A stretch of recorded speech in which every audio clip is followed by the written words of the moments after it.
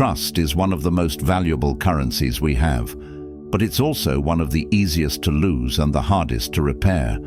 Life has a way of teaching us that not everyone deserves access to our hearts, our plans, or our peace. Some people wear a friendly face but carry hidden motives. They manipulate situations, twist your words, and smile while quietly plotting against you. These are the individuals who drain your strength, derail your progress, and leave you questioning yourself.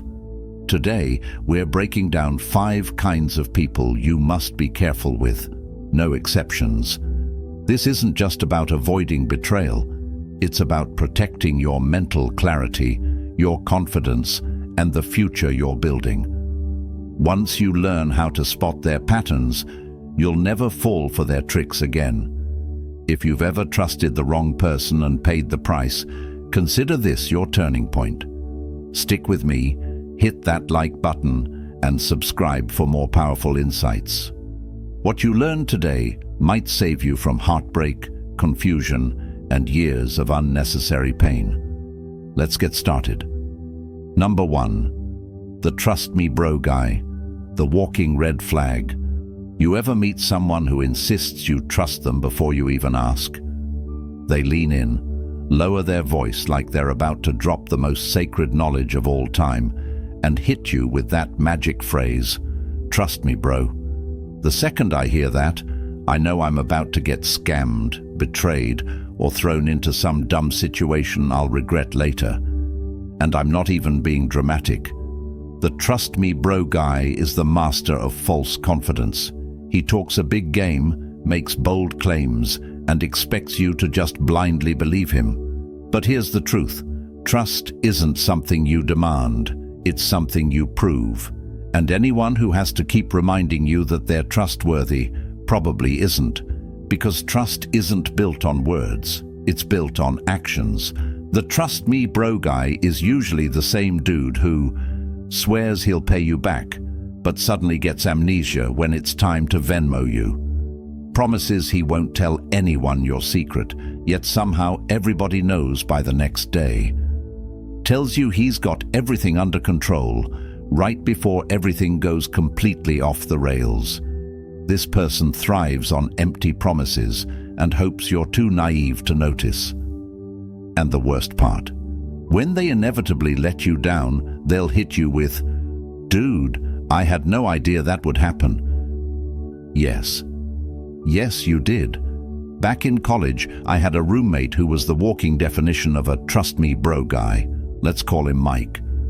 Mike was the kind of guy who could sell ice to an Eskimo. He had that smooth talk, that effortless charm, and a confidence that made you want to believe him. One day, he convinced me to sign a lease with him for an apartment. "Trust me, bro, I got my half of the rent covered," he swore up and down. He claimed he had a stable job and money coming in. I figured, hey, he's my friend. I should trust him, right? Guess who suddenly didn't have rent money? That's right, Mike. Turns out his stable job was flipping sneakers on eBay, and his money coming in was just him gambling on sports bets. Spoiler alert, he lost. And guess who got stuck covering rent so we wouldn't get evicted? Me. When I confronted him, he gave me the most casual response ever. "Dude, I thought I was going to win that bet. I really believed I had it. Trust me, bro, I didn't mean for this to happen." At that moment, I realized something life-changing. People like this don't outright lie to you. They just believe their own delusions and drag you down with them. Genuine people don't need to beg for trust. Their actions speak for them. Think about the people in your life you actually trust. Do they go around saying, "Trust me, bro," every 5 seconds? Nope, because they don't need to. People like Mike rely on words because they have nothing else to back them up. So the next time someone tells you, "Trust me, bro," pause. Ask yourself, has this person actually earned my trust? Do their actions match their words? Or am I just about to get played? Because I'll tell you right now, the people who say, "Trust me," the most, are usually the ones you should trust the least. Number 2, the "I'm just being honest" jerk. Honesty or hidden cruelty. You know this person. They walk into the room, scan you up and down like a human lie detector, and before you even say a word, they hit you with something like, "Wow, you look exhausted. Have you been sleeping at all?" Or maybe, "That outfit is interesting." Not everyone can pull off that look. And the second you react, even slightly, they throw up their hands and say, "Whoa, don't get mad. I'm just being honest." Ah yes, the "I'm just being honest" jerk. Someone who thinks honesty is an excuse to be rude, cruel, or straight up obnoxious. But here's the truth. There's a difference between being honest and being an asshole. And these people know exactly what they're doing. Because their honesty isn't about being helpful, it's about control. The "I'm just being honest" jerk loves to say things that make you feel insecure and then act like you're the problem for feeling bad. Criticize people under the disguise of helping them. Spoiler alert, they don't actually want to help. Weaponize honesty to push others down while making themselves look superior. It's not about truth, it's about power. Now, don't get me wrong, I love real honesty. If I have food in my teeth, tell me. If I'm making a bad decision, call me out. But there's a difference between honest people who care about you and honest people who just enjoy making you feel like garbage. The "I'm just being honest" jerk is only ever honest when it benefits them, never when it means admitting they're wrong. I used to have a friend, let's call her Rachel, who wore brutal honesty like a badge of honor. She had this idea that if people didn't like her comments, that was their problem. One time I was stressing about a job interview, and she said, "To be honest, I don't think you're confident enough to get it. You just don't have that energy, you know." That threw me off. I had been excited about the interview, but suddenly all I could hear was her voice in my head. "You're not confident enough. You don't have that energy." When I called her out, she said, "I was just being honest. Would you rather I lie to you?" That's when it hit me. She wasn't being honest to help me. She was being honest to hurt me. She wanted to be the smartest, most truthful person in the room, even if it meant crushing other people's confidence. And the kicker? She hated when people were honest with her. The second someone gave her constructive feedback, she flipped out, because in her world, honesty was a one-way street. She could dish it out, but she couldn't take it. I cut her off, and guess what? My confidence skyrocketed. Not all honesty is good honesty. True honesty should be helpful, not harmful, constructive, not destructive, delivered with kindness, not cruelty. People who weaponize honesty don't deserve your trust. They use truth as a way to tear others down instead of lifting them up. So here's the lesson. If someone is only honest when it hurts you, but never when it helps you, then they're not being honest. They're just being mean. Next time someone says, "I'm just being honest," ask yourself, would they appreciate the same honesty back? If the answer is no, then they're not being truthful. They're just hiding behind honesty to avoid being called out for their own toxicity. Number 3, the serial screenshotter, not the human surveillance camera. Let's talk about one of the biggest snakes in the digital jungle, the serial screenshotter. You know exactly who I'm talking about. This is the person who screenshots every private conversation and hoards them like FBI case files. They send your DMs to a friend while giggling, "OMG, look what they just said." They expose people online like they're running a TMZ gossip column, but forget that they could be next. And the worst part, they don't just do it to their enemies. They do it to their friends because they don't believe in real privacy. The serial screenshotter collects receipts like they're preparing for a courtroom battle that doesn't even exist yet. You think you're venting to a friend? Nope. Your words are already in their group chat. You think you're sending a funny message to the homies? Wrong. They're waiting for the perfect moment to use it against you. And when drama pops off, oh, they suddenly become the judge, jury, and executioner, pulling up old messages from years ago like, well, actually, on April 3rd, 2019, at 2:34 p.m., you said this.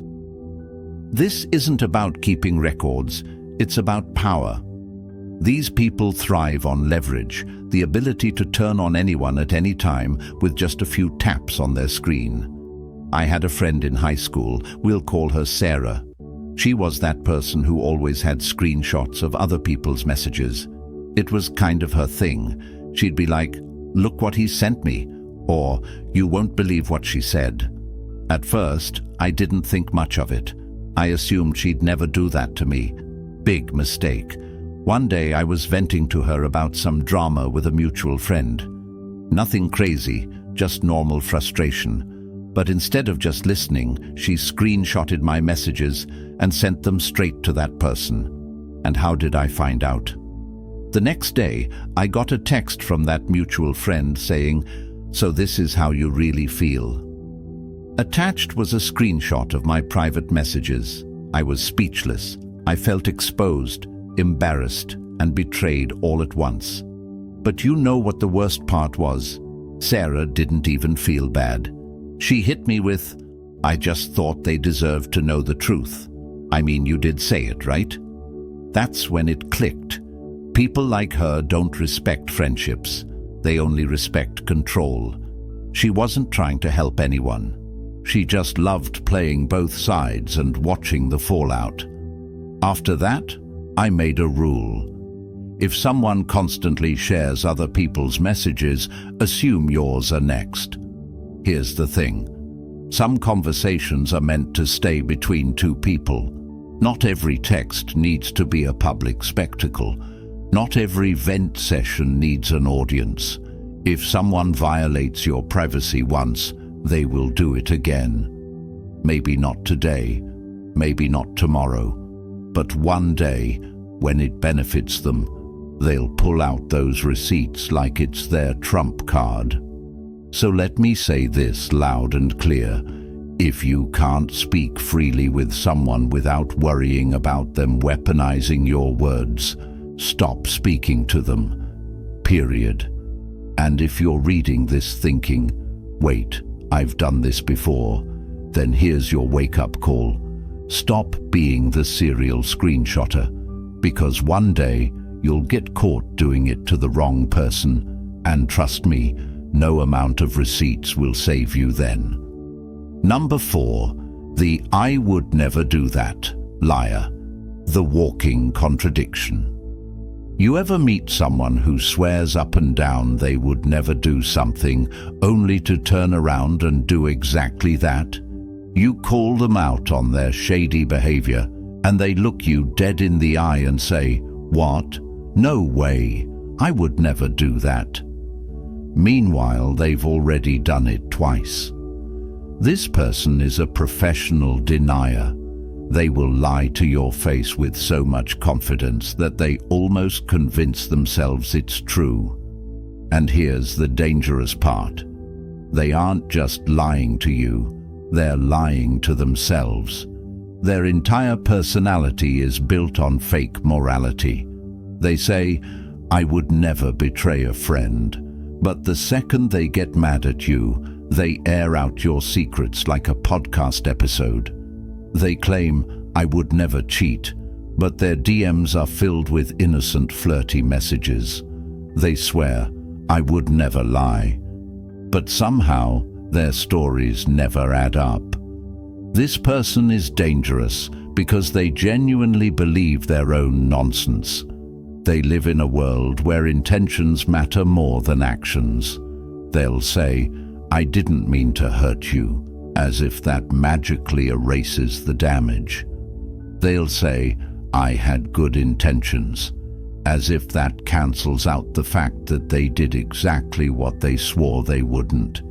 And the worst part, when you catch them, they flip the script and make you look crazy. "I would never lie. You must have misunderstood." "I would never talk behind your back. That's not even my personality." I would never betray you. You're being dramatic." And suddenly, you're the bad guy for even questioning them. I had a best friend in high school, let's call him Jake. We were tight, ride or die, the kind of friendship where you tell each other everything. One day I told him something personal, something I genuinely didn't want anyone else to know. He promised, "Dude, I would never tell anyone. You can trust me." 2 weeks later, I started getting weird looks from people at school. I heard whispers when I walked by. Turns out, my private conversation had become public knowledge. And when I confronted Jake, he hit me with the classic, "What? No way! I would never do that."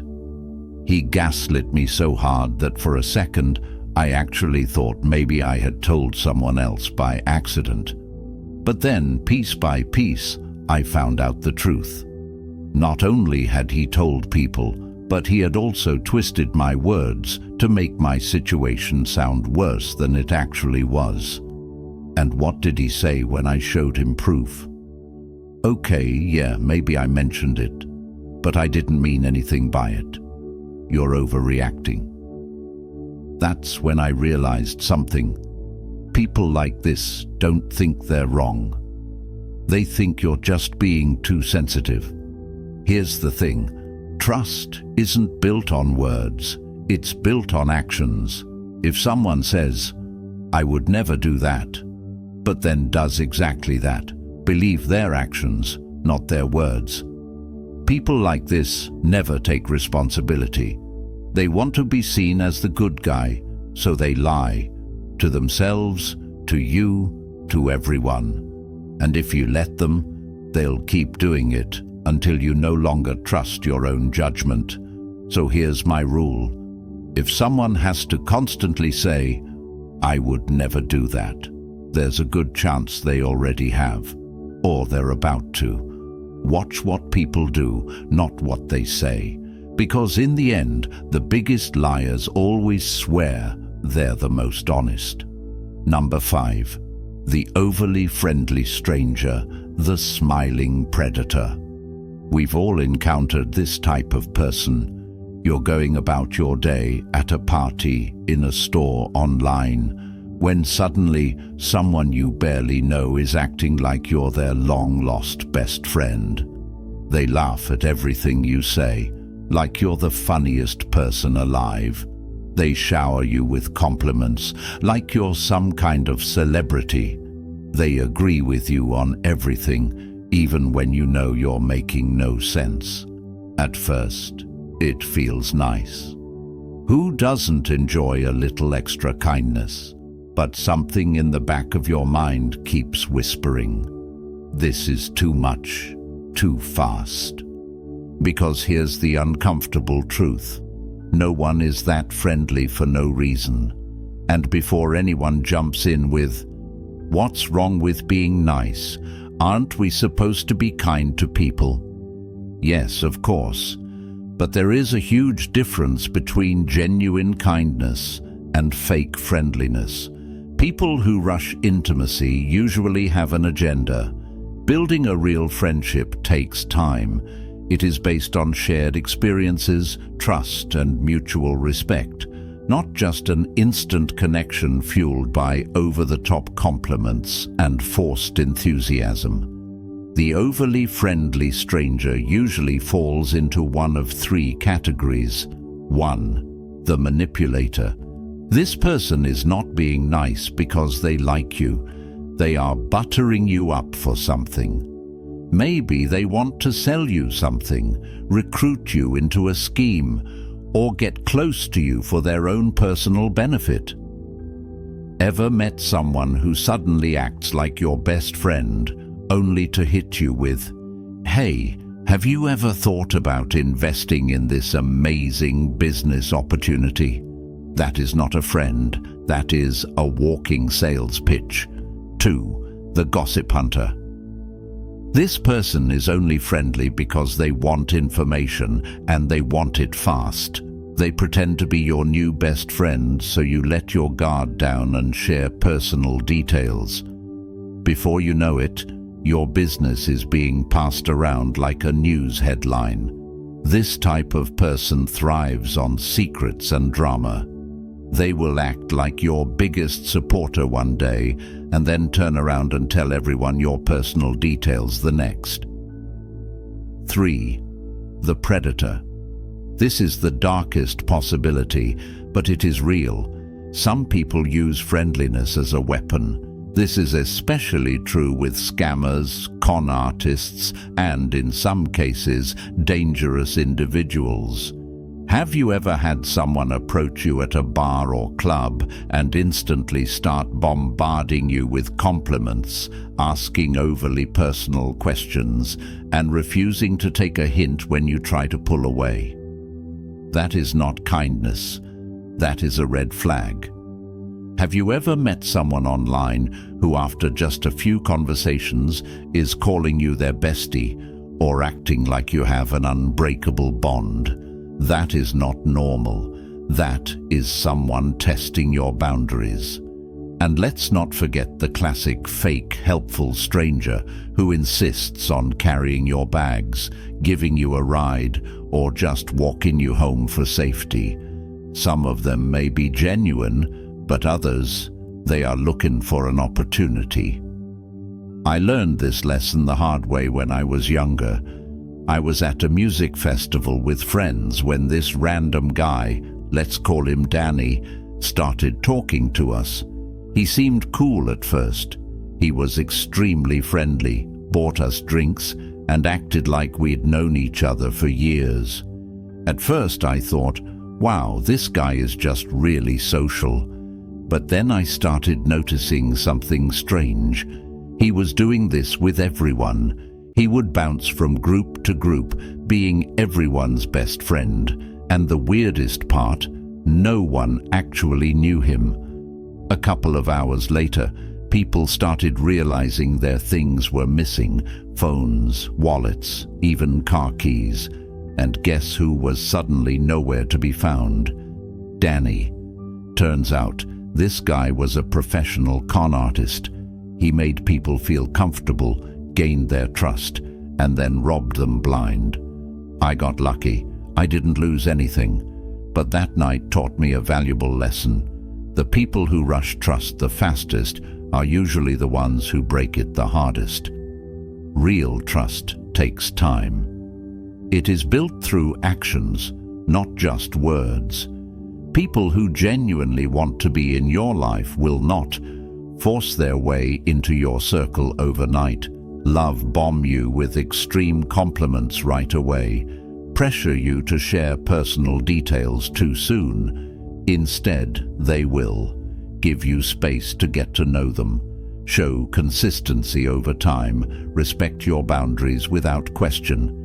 So next time someone is a little too friendly, a little too fast, ask yourself, are they being nice or are they being strategic? Because the harsh truth is, some people aren't being friendly because they care about you. They are being friendly because they want something from you, and once they get it, they disappear. And that brings us to the end of today's video.